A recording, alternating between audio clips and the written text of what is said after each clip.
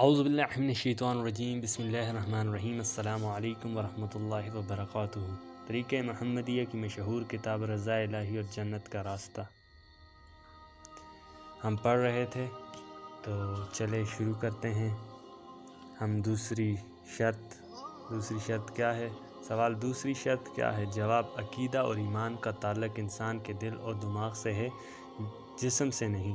یہ جسم جو ہمیں امانت دیا گیا ہے، اس کو کس طرح استعمال کرنا ہے، کون سا عمل اللہ کو راضی کرتا ہے اور کون سا عمل اللہ کو ناراض کرنے والا ہے، کن عمل اور کن کاموں سے اللہ راضی ہوتا ہے اور عبادت کس طرح کرنی چاہیے، اس علم کو فقہ کا علم یا مسئلہ مسائل اور حلال حرام جاننے کا علم کہتے ہیں۔ اس میں سب سے ضروری یہ ہے کہ طالب علم کو چاہیے کہ غسل، وضو، نماز، روزہ اور حج کے متعلق جو چیزیں فرض، واجب، سنت اور مستحب، حرام، مکروہ اور وہ عمل جو وضو، نماز اور روزے کو فاسد کر دیتے ہیں یا توڑ دیتے ہیں، ان کا علم ہو۔ مثال، غسل کے 3 فرائض ہیں: 1 کرلی کرنا، ناک میں نرم ہڈی تک پانی ڈالنا، تیسرا سارے جسم پر پانی اس طرح بہانا اور ملنا کہ کوئی جگہ بھی خشک نہ رہے۔ فقہ کے مسئلے عبادت اور زندگی گزارنے کے لیے اسلامی قانون اور قاعدہ اپنائیں۔ تیسری شرط، سوال اللہ تعالیٰ کو راضی کرنے کے لیے تیسری شرط کیا ہے؟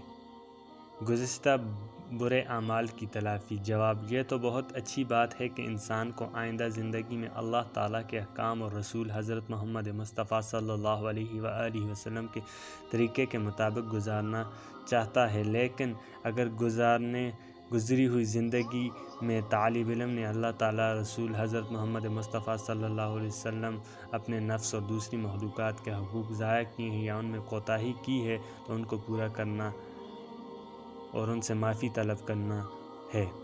سوال، اللہ تعالیٰ کے حقوق کیا ہیں؟ اللہ تعالیٰ کے حقوق۔ جواب، اس کی ذات اور صفات میں کسی کو شریک نہ ٹھہرانا، عبادت صرف اسی کے لیے، اس کی رضا کے لیے کرنا، مخلوق کی نظروں میں عزت اور شہرت حاصل کرنے کے لیے نہیں۔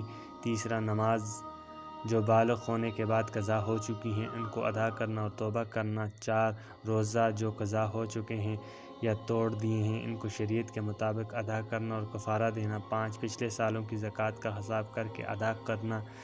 6 حج اگر فرض ہے تو ادا کرنا، اس سال ارادہ کرنا۔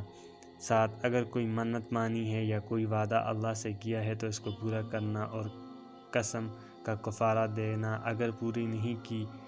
سوال، اللہ تعالیٰ کے رسول حضرت محمد صلی اللہ علیہ وسلم کے حقوق کیا ہیں؟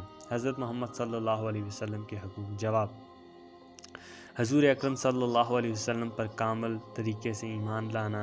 2 سب سے زیادہ آپ صلی اللہ علیہ وسلم سے محبت کرنا، یہاں تک کہ بیوی، بچے، والدین اور سب سے زیادہ۔ تیسرا، حضور اقدس صلی اللہ علیہ وسلم اور جس شے کا آپ صلی اللہ علیہ وسلم سے تعلق ہے اس کی سب سے بڑھ کر ادب کرنا، احترام کرنا، عزت اور توقیر کرنا۔ 4 حضور نبی رحمت صلی اللہ علیہ وسلم کے دین اور شریعت اور سنت یعنی طریقہ زندگی کی پیروی کرنا، یعنی خود اس پر عمل کرنا۔ 5 آپ صلی اللہ علیہ وسلم کے دین اور شریعت اور سنت اور طریقے کی طرف دوسروں کو دعوت دینا اور اس کی دعوت تبلیغ کرنا۔ سوال، اپنی ذات اور نفس کے حقوق کیا ہیں؟ اپنی ذات اور نفس کے حقوق۔ جواب، اپنی ذات کو اللہ کی ناراضگی اور جہنم کی آگ سے بچانا۔ 2 جسمانی صحت کا خیال رکھنا۔ 3 بقدر ضرورت نیند اور آرام کرنا۔ 4 جسم کو پاک و صاف اور طہارت کا خیال رکھنا۔ 5 رزق حلال سے اپنے جسم کی پرورش کرنا۔ سوال، دوسری مخلوقوں کے کیا حقوق ہیں؟ دوسری مخلوقوں کے حقوق۔ انسان کے حقوق 3 قسم کے ہیں۔ مالی حقوق۔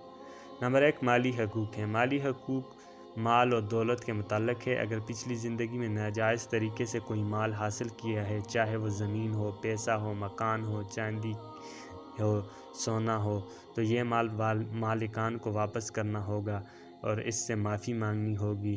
اگر مالک فوت ہو چکا ہو تو اس کے وارثوں کو اس کا مال پہنچانا ہے، اگر وہ بھی نہیں ہیں تو اس کی طرف سے صدقہ کرنا ہے۔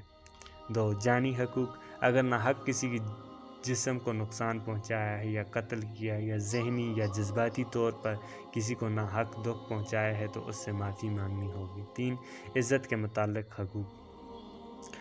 اس میں جھوٹے الزام، غیبت، چغلی، جھوٹی گواہی، تہمت اور ایسا مذاق جس سے کسی مسلمان کی بے عزتی ہوئی ہے شامل ہے۔ ان لوگوں سے معافی مانگنی ہوگی۔ نوٹ: ان لوگوں سے معافی مانگ کر پھر اللہ تعالیٰ سے معافی مانگنی ہوگی اور توبہ کرنی ہوگی۔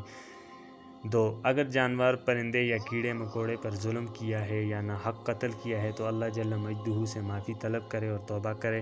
5 آخر پر اللہ تعالیٰ سے عرض کرے: اے اللہ، جس حقوق کو ضائع کیا ہے اور میرے علم میں نہیں ہے تو میری پکڑ نہ کرنا اور اپنے فضل اور کرم سے مجھے معاف کرنا۔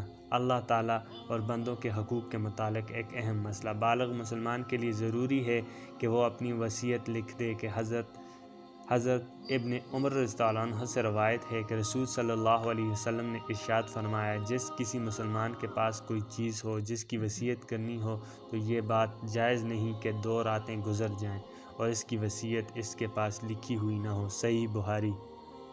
حضرت جابر بن عبداللہ رضی اللہ عنہ سے روایت ہے کہ رسول اقدس صلی اللہ علیہ وسلم نے ارشاد فرمایا: جس شخص کو وصیت پر موت آئی، یعنی وصیت کر کے مرا، وہ صحیح راستے پر اور سنت پر مرا اور تقوی اور شہادت کی موت مرا، بخشے ہوئے کی حالت میں مرا۔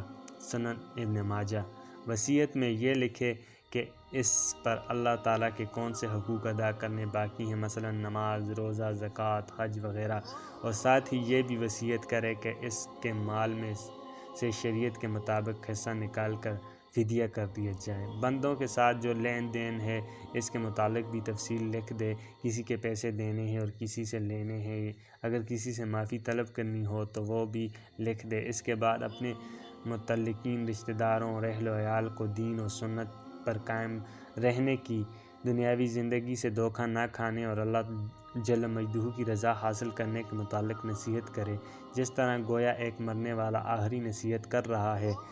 اس میں اپنے جنازے اور دفن کے متعلق بھی اپنی خواہش کا اظہار کر سکتا ہے۔ اگر کسی نے اپنی وصیت میں کوئی ایسی چیز لکھی ہے جو شریعت محمدی صلی اللہ علیہ وسلم کے خلاف ہے تو وصیت پوری نہ کی جائے گی، اور جو کرے گا تو وہ وصیت کرنے والا اور اس پر عمل کرنے والا دونوں اللہ کے دربار میں مجرم ٹھہرائے جائیں گے۔ حقوق اللہ اور حقوق العباد۔ اللہ کے حقوق توحید اور اخلاص، نماز، روزہ، زکوٰۃ، حج، منت و نذر، محبت، بندگی، اطاعت، عظمت کی ادائیگی۔ اللہ کے رسول کے حقوق: ایمان، محبت، ادب، عظمت، اتباع، دعوت، تبلیغ۔ نفس اور اپنی جان کے حقوق: آخرت کے عذاب سے بچانا، صحت کا خیال رکھنا، رزق حلال کمانا، صفائی۔ انسان کے حقوق: مالی، جانی اور عزت اور وعدے پورے کرنا۔ عام مخلوق، ماحول اور زمین، جاندار، قدرتی وسائل، شفقت، ناحق تکلیف نہ دینا، فضول خرچی اور کسی طرح نعمت کو ضائع نہ کرنا۔ ان چیزوں سے انسان میں طلب، عقیدہ، فقہ، توبہ، 7 اعضاء کا تزکیہ، ذہن کا تزکیہ، قلب کا تزکیہ، قلب اور باطن کا روشن ہونا، دعوت و تبلیغ، استقامت، خضوعی، مجاہدہ، مخلوق پر شفقت، حضرت محمد صلی اللہ علیہ وسلم اور ان کی سنت کی عظمت، اللہ اور اس کے احکام کی عظمت، اللہ کی رضا۔ انشاءاللہ اسی کے ساتھ ہم اختتام کرتے ہیں، اور انشاءاللہ اگلی ویڈیو میں ہم آپ کو اور بھی اس کتاب کے بارے میں بتائیں گے۔ تو تب تک کے لیے ہمیں اجازت دیجیے۔ اللہ